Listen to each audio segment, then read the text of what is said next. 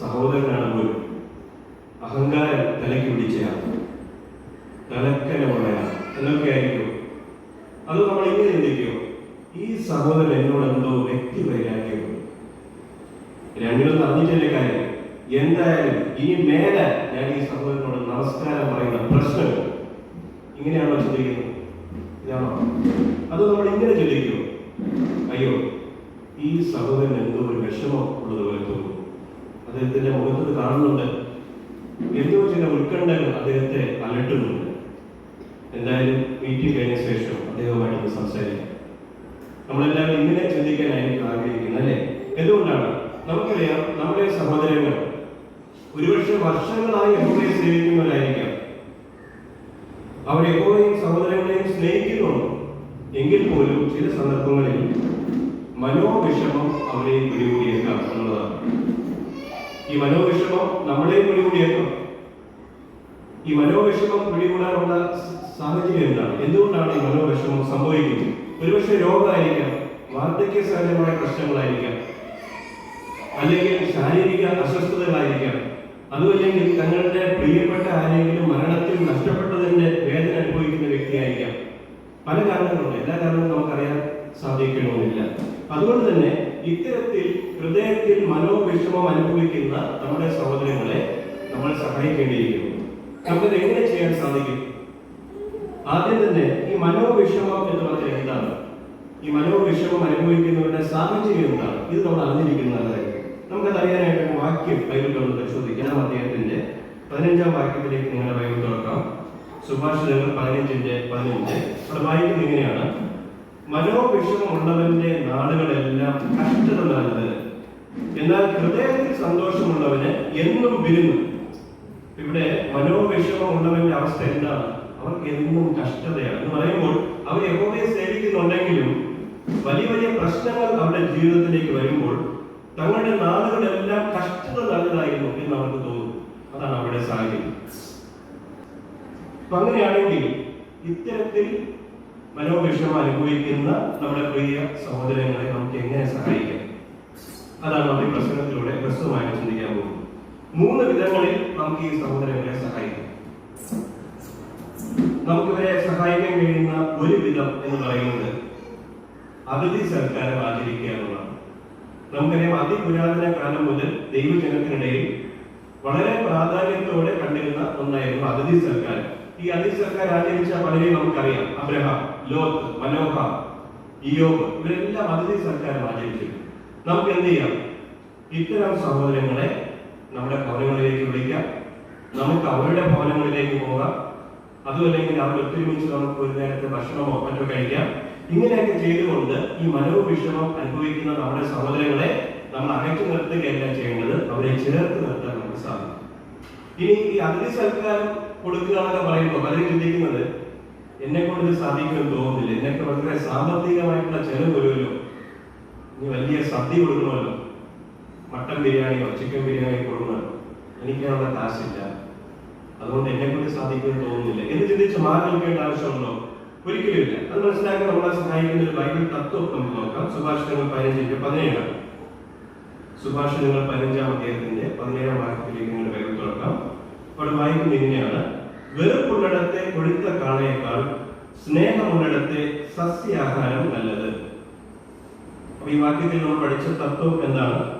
സസ്യാഹാരം. നമ്മൾ സാധാരണ വീടുകളിൽ കഴിക്കുന്നത് എന്തായിരിക്കും? മിക്ക ദിവസവും എന്തെങ്കിലും സസ്യാഹാരമായിരിക്കും. എല്ലാ ദിവസവും ചിക്കൻ ബിരിയാണി അല്ല കഴിക്കുന്നത്. അതുപോലെ നമ്മുടെ സഹോദരങ്ങൾക്ക് കൊടുക്കാൻ സാധിക്കും മനസ്സിലാച്ചാൽ. അങ്ങനെ നമുക്ക് അവരോട് സ്നേഹം കാണിക്കാൻ കഴിയും. നമ്മൾ അത് മാത്രമല്ല, ഈ ആഹാരം കൊണ്ട് ഉദ്ദേശിക്കുന്നത് നമ്മൾ ചിത്രത്തിൽ കാണുന്ന പോലെ നമുക്കിവിടെ ഒരു ചിത്രം കാണാൻ സാധിക്കും. ഈ ചിത്രത്തിൽ ഇടതുവശത്ത് ഒരു പ്രായമുള്ള സഹോദരിയെ നമ്മൾ കാണുന്നു. ആ സഹോദരിയെ കാണാൻ വന്നിരിക്കുന്ന ഒരു യുവ ദമ്പതികളെ കാണാൻ സാധിക്കും. ഈ പ്രായമുള്ള സഹോദരിയെ കാണാൻ വന്ന ആ യുവ ദമ്പതികൾക്ക് ഈ സഹോദരി എന്താണ് ഭക്ഷിക്കാൻ കൊടുക്കുന്നത്? നമുക്ക് അവിടെ 2 ഗ്ലാസ് കാണാൻ കഴിയും. പക്ഷെ ചായ ആയിരിക്കാം, അല്ലെങ്കിൽ കോഫി ആയിരിക്കാം. പിന്നെ മേശപ്പുറത്ത് ബിസ്ക്കറ്റ് കാണുന്നുണ്ട്, അല്ലെ? അപ്പൊ ഇതുപോലെ അതിഥി സൽക്കാരത്തിൽ ഉൾപ്പെടുന്നു. ഒരു ഗ്ലാസ് ചായ കൊടുക്കുന്നത് പോലും അതിഥി സൽക്കാരത്തിൽ ഉൾപ്പെടുന്ന കാര്യമാണ്. അപ്പൊ അതുകൊണ്ട് ധൈര്യമായിട്ട് നമുക്ക് എന്ത് ചെയ്യാം? നമ്മൾ വിഷമിക്കേണ്ട ആവശ്യമില്ല. യഹോവ നമ്മുടെ കഴിവിന്റെ പരമാവധി നമ്മൾ എന്ത് ചെയ്യുന്നു?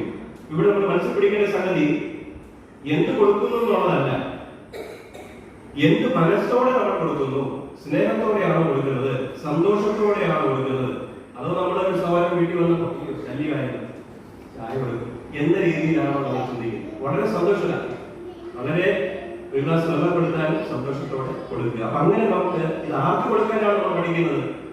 ഈ മനോവിഷമം അനുഭവിക്കുന്ന സഹോദരങ്ങൾക്ക് ഹൃദയത്തിൽ സന്തോഷം ഉണ്ടാകാൻ വേണ്ടി അവരെ നമ്മൾ വിളിക്കേണ്ടിയിരിക്കുന്നു. അല്ലെ നമുക്ക് പരിചയമുള്ളവരെ മാത്രം സ്ഥിരമായി വിളിക്കാനുള്ളതല്ല. നമ്മുടെ സഭയിൽ അങ്ങനെയുള്ള സഹോദരങ്ങളുണ്ടോ, മനോവിഷമം അനുഭവിക്കുന്നവരുണ്ടോ, അവരെ തിരഞ്ഞെടുപ്പിച്ച് അവരെ ക്ഷണിക്കാൻ നമുക്ക് സാധിക്കുന്നതാണ്. ഇനി നമുക്ക് ചെയ്യാൻ കഴിയുന്ന രണ്ടാമത്തെ വിധം എന്ന് പറയുന്നത്, ഈ മനോവിഷമം അനുഭവിക്കുന്നവരെ സന്തോഷമുള്ള ഹൃദയത്തോടെ യഹോവയെ ആരാധിക്കാൻ സഹായിക്കുന്ന രണ്ടാമത്തെ വിധം മനസ്സിലാക്കാൻ സുഭാഷിതങ്ങൾ 15-ാം അധ്യായത്തിൽ 30-ാം വാക്യം നമുക്ക് നോക്കാം.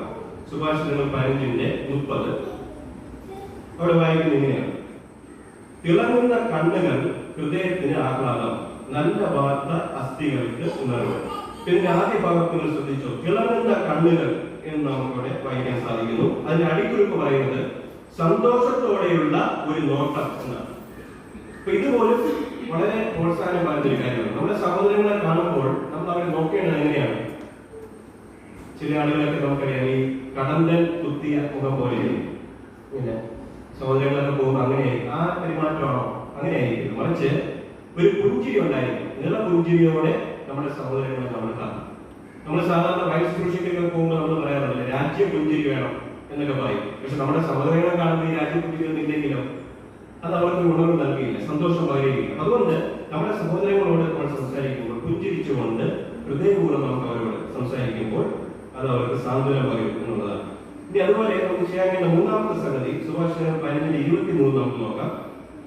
അവിടെ വായിക്കുന്നത്, ശരിയായ മറുപടി നൽകി കഴിയുമ്പോൾ മനുഷ്യന് സന്തോഷം ലഭിക്കുന്നു, തക്ക സമയത്ത് പറയുന്ന വാക്ക് എത്ര നല്ലത് എന്നുള്ളതാണ്. ഇവിടെ നമ്മൾ കാണുന്ന സംഗതി പ്രോത്സാഹനം പകരുന്ന വാക്കുകൾ ഉപയോഗിക്കുക എന്നതാണ്. നമുക്കിത് എങ്ങനെ ചെയ്യാൻ സാധിക്കും? നമ്മൾ മീറ്റിംഗിന് വേണ്ടി കൂടി വന്നിരിക്കുന്നു, മീറ്റിംഗ് എല്ലാം കഴിഞ്ഞു, ഉടനെ നമ്മൾ വാച്ച് നോക്കി എങ്ങനെ വീട്ടിലേക്ക് ഓടിപ്പോകാം എന്നാണ് ചിന്തിക്കേണ്ടത്. അങ്ങനെയല്ല, മറിച്ച് നമ്മൾ എന്ത് ചെയ്യണം? ചുറ്റും ഒന്ന് കണ്ണോടിക്കാൻ സാധിക്കും. ഏതെങ്കിലും സഹോദരന് എന്തെങ്കിലും വിഷമം നമുക്ക് കാണാൻ സാധിക്കുന്നുണ്ടോ? ഒരു മുഖത്ത് കാണുന്നുണ്ടോ? ഏതെങ്കിലും സഹോദരങ്ങൾ മാറിയിരിക്കുന്നുണ്ടോ? വിഷമിച്ച് നിൽക്കുന്നുണ്ടോ? ആ സഹോദരങ്ങളുടെ അടുക്കിലേക്ക് നമുക്ക് ഓടിപ്പോകാൻ സാധിക്കും. എന്നിട്ട് അവരോട് എന്ത് ചോദിക്കാം? സഹോദര അല്ലെങ്കിൽ സഹോദരി, നമസ്കാരം, സുഖമാണോ, ആരോഗ്യം ഒക്കെ എങ്ങനെയുണ്ട്? ഈ ഒരൊറ്റ വാക്ക് മതി അവർക്ക് ഒരാഴ്ച എനർജി കിട്ടാൻ സഹായിക്കും. ഈ ഒരൊറ്റ വാക്കാണ്. പക്ഷെ അവർ ആരും സംസാരിക്കുന്നില്ലായിരിക്കാം, പക്ഷെ നമ്മൾ പോയി സംസാരിച്ചപ്പോൾ അവർക്ക് അത്രയധികം ആശ്വാസമായിരിക്കും. ഈ ഒരു രോഗം പിടിപെട്ട ഒരു സഹോദരൻ വർഷങ്ങൾക്ക് ശേഷം അല്ലെങ്കിൽ മാസങ്ങൾ കഴിഞ്ഞിട്ട് മീറ്റിംഗിൽ വരുന്നു, നമുക്ക് അദ്ദേഹത്തോടെ സംസാരിക്കാൻ കഴിയും. നമുക്ക് പറയാം, സഹോദരന്റെ അവസ്ഥ എപ്പോൾ കാണുന്നുണ്ട്, ഞാൻ സഹോദരന് വേണ്ടി പ്രാർത്ഥിക്കുന്നുണ്ട്.